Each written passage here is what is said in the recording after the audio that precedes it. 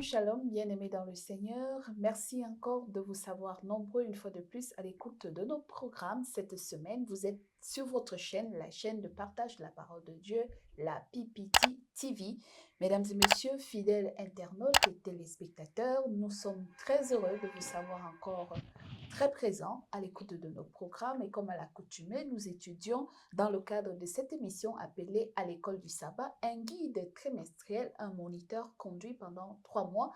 Et nous sommes dans le premier guide du premier trimestre de l'an 2025. Et la leçon de cette semaine, qui partira du 11 au 17 janvier, est centrée dans la thématique de plaire à Dieu ou être agréable à Dieu. Ensemble, nous allons apprendre ce que c'est que plaire à Dieu ou être agréable à Dieu. Et pour développer cette thématique de cette semaine, nous avons, comme à la coutume, nos deux intervenants, le frère Janvier, bonjour. Bonjour, madame. Merci, bienvenue une fois de plus. Merci, Et puis, merci. à ma gauche, nous avons également le frère Innocent. Bonjour, frère Innocent. Bonjour, Florence. Bienvenue une fois de plus. Merci. Merci. Nous allons donc demander au frère Innocent de nous unir dans la prière afin ensemble, de partager ce que le Seigneur nous a réservé au travers de cette leçon 3. Prions. Éternel, notre Dieu, créateur des cieux et de la terre, nous te remercions parce que tu nous parles au travers les enseignements que tu as prévus. Et maintenant que nous voulons encore une fois t'écouter nous parler au travers cette leçon qui nous parle d'être agréable à toi, dispose nos cœurs pour t'écouter nous parler, dispose le cœur de nos téléspectateurs. Au nom de Jésus, Amen. Amen. L'amour et la justice de Dieu, c'est le grand thème de ce premier trimestre de l'an 2024. Et cette semaine, nous étudions la leçon numéro 3 qui a pour titre « Plaire à Dieu ou être agréable à Dieu ».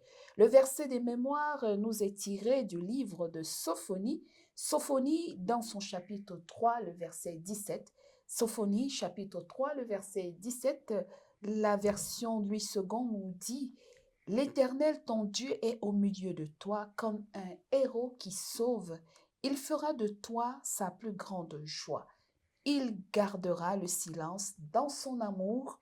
Il aura pour toi des transports d'allégresse. » Comment comprendre cette parole qui nous amène à croire que le Seigneur trouve en nous une grande joie ou quelque temps des plaisirs de nous écouter? Mais comment il nous écoute? Qu'est-ce qui peut faire plaisir à Dieu dans notre façon de le louer, de l'adorer? C'est exactement ce que nous allons apprendre tout au long de ces semaines. Et alors, la première question que je voudrais poser au frère Innocent, c'est de se dire, plaire à Dieu ou être agréable à Dieu, comment des êtres déchus peuvent-ils être ou devenir l'objet de l'affection ou de la joie de Dieu, tel que nous le dit Sophonie dans l'Ancien Testament?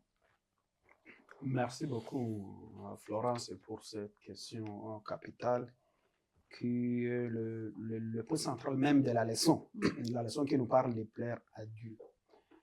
Vous savez, Dieu, humainement, donc les êtres déchus, le fait d'abord que nous soyons des êtres déchus, nous-mêmes, on est séparés de cette sainteté de Dieu. Mais souvenez-vous, lorsque Adam et Ève ont commis le péché, il y a eu cet agneau qui a été immolé depuis la fondation du monde, qui est Jésus-Christ. Et dans des leçons passées, nous avons étudié une leçon qui parlait que la vérité, le chemin, nul ne peut aller au Père sans passer par lui. Et donc, même plaire à Dieu, c'est au travers l'œuvre du Christ uniquement que nous pouvons plaire à Dieu. Ce n'est qu'au travers de Christ que nous pouvons plaire à Dieu, et donc cela nous renvoie quand même à une expression de sentiment entre Dieu et les humains. Comme il le dit, il aime le pécheur, mais il hait le péché. Alors, comment Dieu, créateur de l'univers, peut-il s'impliquer aussi intimement et émotionnellement dans une relation étroite entre lui et ses créatures, comme Marie qui aimerait une épouse, une femme ou bien comme un parent qui aimerait un enfant. Comment comprendre que Dieu ait des sentiments aussi profonds pour la race humaine? Oui, exactement. C'est là, si nous revenons un peu sur le plan du salut. Parce que c'est le plan du salut qui montre réellement les sentiments là que Dieu lui-même avait envers ses créatures. Mais aussi, lorsque Dieu lui-même voit les conséquences ou les effets du péché sur ses créatures, il est toujours amour et il aime toujours cette personne-là pour qu'il puisse quitter toujours cet état. Et c'est pour cela que lui-même va envoyer son fils, parce qu'avec ces sentiments-là,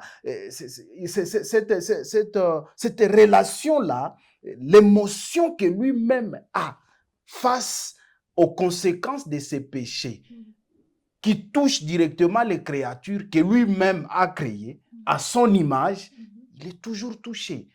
Il est toujours touché. C'est pour cela qu'il va envoyer son fils. Parce qu'il voulait que cette personne-là, avec ses conséquences du péché, soit aussi libérée de ça. D'accord. Oui. Donc, il ne veut pas que ces créatures se perdent malgré l'introduction du péché et de la désobéissance Exact. de nos premiers parents qui a entraîné la désobéissance de toute notre humanité.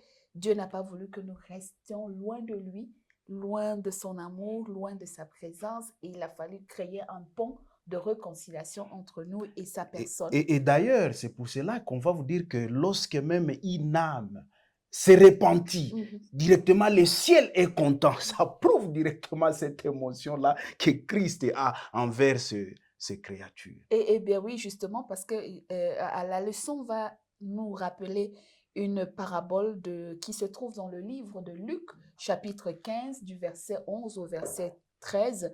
On voit une leçon capitale sur l'amour d'un père pour un enfant prodige. Alors, frère innocent, quel type d'amour Dieu peut-il refléter envers le péché repentant quand on revoit l'histoire du fils prodigue qui revient à la maison? Est-ce que vous pouvez nous retracer d'abord l'historique afin que nous comprenions véritablement comment Dieu se révèle dans son amour pour le pécheur repentant de la même façon que le Père a manifesté son amour pour son fils qui était parti?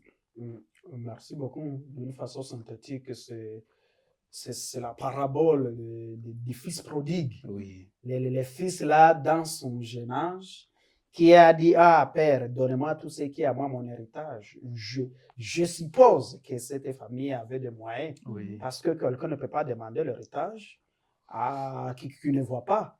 Mais le fils, il est parti dans son jeune âge et il a consommé tout ce qu'on lui avait donné, jusqu'à ce qu'à un certain moment, il est allé être un serviteur, pas n'importe quel serviteur, pas domestique dans la maison, mais être le gardien du cochon.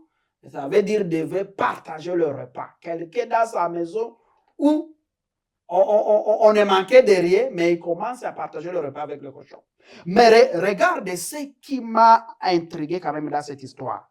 On trouve ce jeune garçon qui se décide, la Bible nous dit que le jeune garçon rentra à lui-même et se décida de revenir à la maison. Pas encore vivre comme un fils, mais vivre comme un serviteur.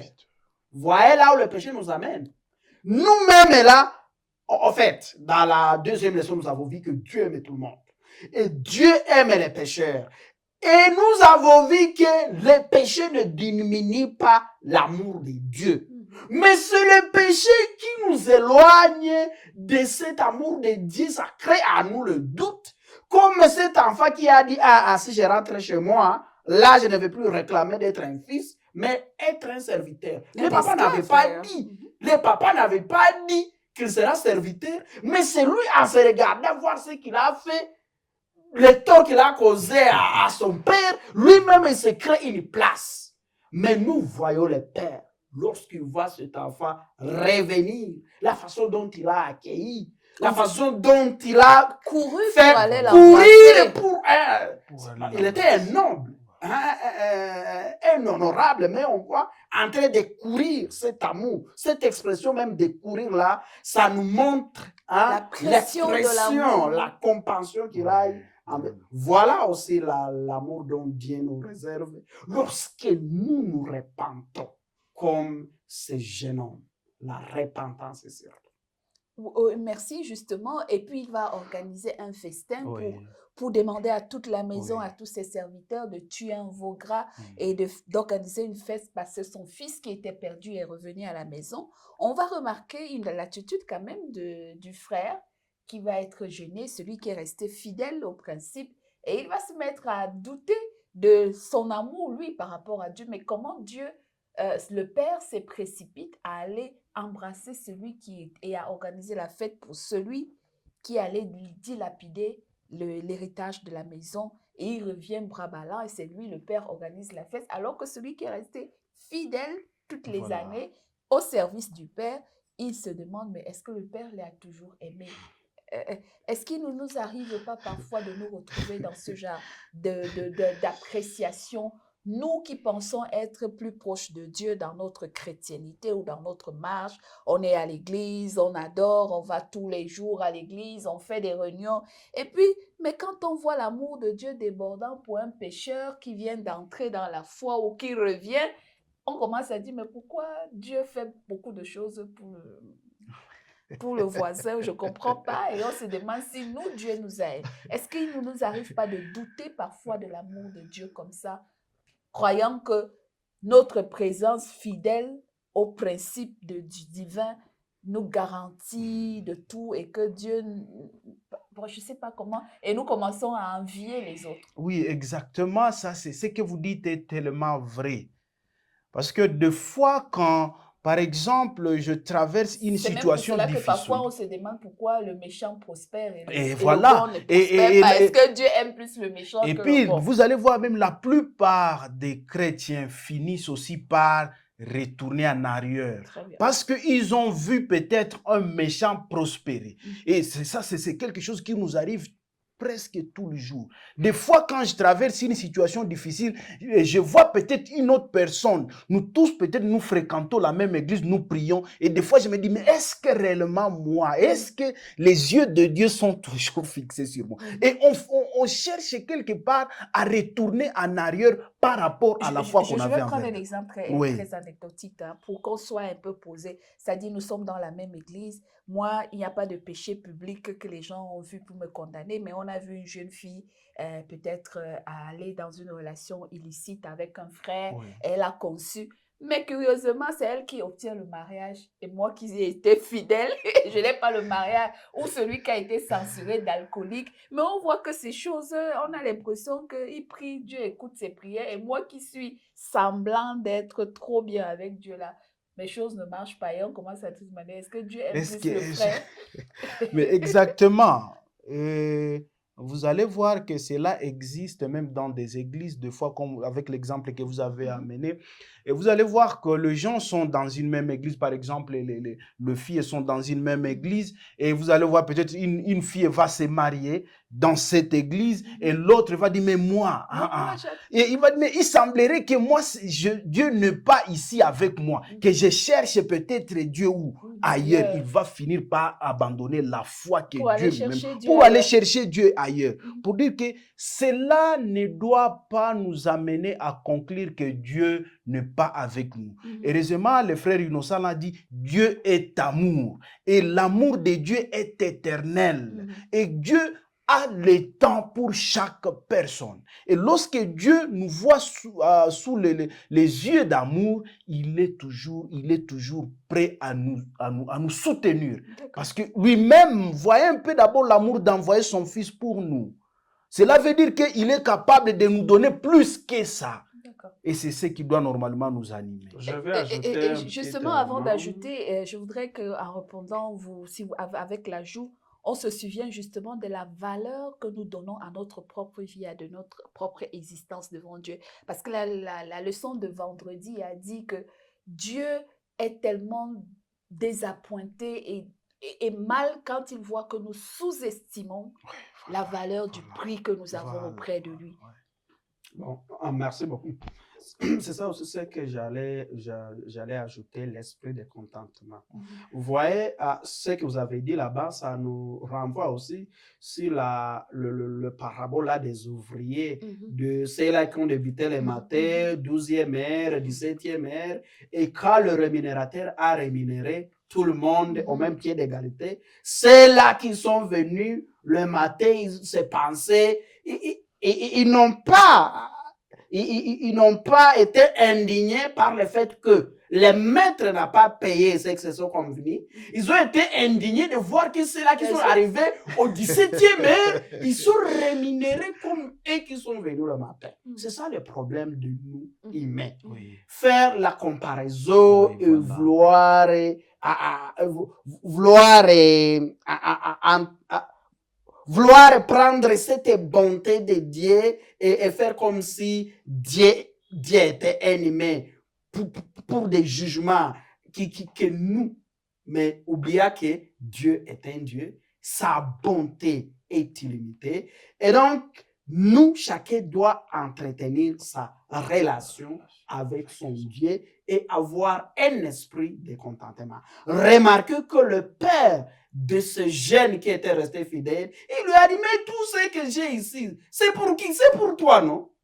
Donc, nous devrions aussi avoir cet esprit de contentement et savoir que la bonté de Dieu est là pour tout le monde et chacun doit tirer sa part selon cette bonté de Dieu. Et selon la portion de la relation qu'il a avec Dieu. Avec Dieu, Et je voudrais lire ce commentaire de vendredi. Il est très clair.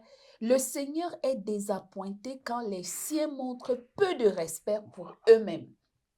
Il désire que ses élus s'estiment en proportion de la valeur de leur rachat. Voilà. Dieu ne s'était pas soucié d'eux.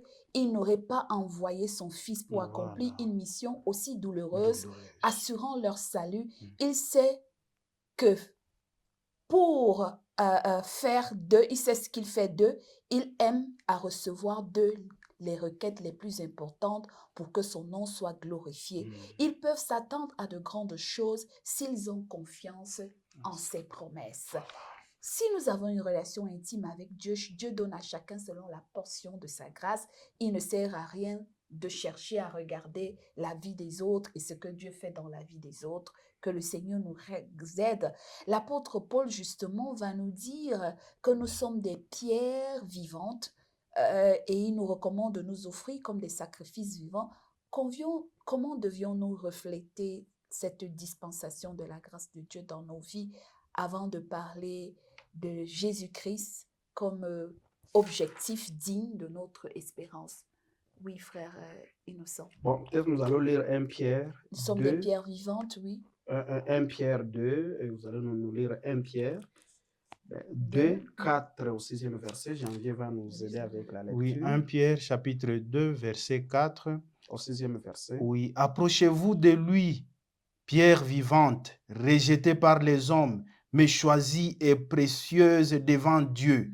Et vous-même, comme des pierres vivantes, édifiez-vous pour former une maison spirituelle, un saint sacerdoce, afin d'offrir de victimes spirituelles agréables à Dieu par Jésus-Christ. 6. Car il est dit dans l'Écriture, voici je mets en Sion une pierre angulaire choisie, précieuse, et celui qui croit en elle ne sera point confus. Merci beaucoup. Vous voyez, ici, on nous parle comme des pierres vivantes. Quand nous allons en Romains 12, premier verset, on nous dit d'offrir nos corps comme des sacrifices les sacrifices vivants afin que notre culte soit agréable. Et quand nous lisons en Hébreu, 11, 6e verset, on nous dit, or sans la foi, il est impossible de lui être agréable. Vous voyez, partout les mots agréable est en train de revenir. Ici, on a utilisé juste la métaphore de nous dire que nous sommes des pierres vivantes. Souvenez-vous aussi que Jésus est comparé à une pierre angulaire. Alors, pour un édifice. Et ici, on nous a dit aussi, nous sommes des pierres vivantes pour construire cet édifice spirituelle. Oui. C'est pour aussi nous rappeler que lorsque nous sommes en Christ, lorsque nous nous entretenons par des psaumes, nous devenons de pierres vivantes, nous devenons agréables devant Dieu. Et justement, la dernière question au frère Janvier, avant de conclure avec le frère Innocent, est-ce que réellement nos œuvres, ce sont nos œuvres que Dieu agrée ou c'est la justice de Jésus-Christ qui est en avant pour que Dieu nous regarde au travers de sa justice? Merci. Et c'est quoi l'objectif réellement digne entre l'intercession de Jésus-Christ et nos œuvres? Oui, il y a une chose que nous devons savoir, que Dieu nous voit à travers Christ. C'est-à-dire, si réellement nous voulons être agréables, comme le frère Innocent l'a dit, nous devons d'abord porter Christ. Si nous disons que nous aimons Dieu sans Christ, cela prouve que Dieu n'est pas avec nous. Et c'est pour cela que l'objectif là de Jésus, l'intercession là, c'est pour que, dans l'introduction, c'était le frère Innocent qui disait que vous ne pouvez pas arriver au Père sans passer par qui? Par Jésus. Pour dire que c'est Jésus lui-même, à travers Jésus, nous pouvons être agréables devant Dieu. Si nous voulons présenter des œuvres sans ces Jésus-là, comprenez que ces œuvres-là sont inutiles. Et devant Dieu, ces œuvres n'ont même pas de valeur. Pour dire que ce ne sont pas nos œuvres qui nous justifient, mais c'est le sang de Christ qui nous justifie devant son Père là-bas. Et c'est pour cela que j'ai dit que si Dieu nous voit, c'est à travers son Fils. C'est pour cela que Jésus lui-même disait, comme ils ont cru à moi. Cela prouve que mon Père aussi fait quoi? Les aime. Pour dire que nous devons d'abord prendre Jésus dans notre vie et que toutes les œuvres que nous allons manifester en Jésus-Christ vont aussi témoigner que nous sommes les enfants de Dieu. Merci, très bien. Et justement, on va nous présenter dans le livre d'Hébreux 11 un ensemble de témoignages des héros de la foi. Comment ces témoignages peuvent-ils nous aider à construire notre propre cheminement dans la foi avec Dieu et avec Christ? Dernière question, frère Innocent. Merci beaucoup. Lorsque vous voyez en Hébreux 11, vous voyez parmi les héros de la foi, nous avons par exemple Abel, nous avons Enoch, nous avons Noé, nous avons Abraham. Mais j'aime la phrase qui continue sur Noé. C'est par la foi que Noé, divinement averti des choses qu'on ne voyait pas encore. Et on a continué. Nous avons dans cette leçon vu à maintes reprises l'importance de la foi. Avec le 6e verset, nous avons vu qu'il est impossible de lui être agréable. Et nous avons vu dans plusieurs occasions que pour que nos prières soient... Parce que quand nous prions, quand Dieu on nous a dit la leçon, c'est plaire à Dieu. Dieu est joyeux lorsque nous lui rendons les actions de grâce, lorsque nous prions. Quand nous prions, nous réclamons des promesses. Et il y a des versets qui montrent que la prière d'un juste est agréable devant Dieu. Et donc, lorsque nous voyons tous ces héros de la foi, c'est parce qu'ils avaient cette attitude d'être agréable devant Dieu. C'est pourquoi nous allons lire 2 Corinthiens 5, 9e verset qui nous dit, c'est pour cela aussi que nous nous efforçons de lui être agréable. Soit que nous demeurions dans ce corps, soit que nous le quittions. Voilà. Donc, Paul, il a dit que je puis tout par celui qui me fortifie. Et en Galates 2:20, il a dit, j'ai été crucifié avec Christ. Si je vis, ce n'est plus moi qui vis, mais Christ est en moi.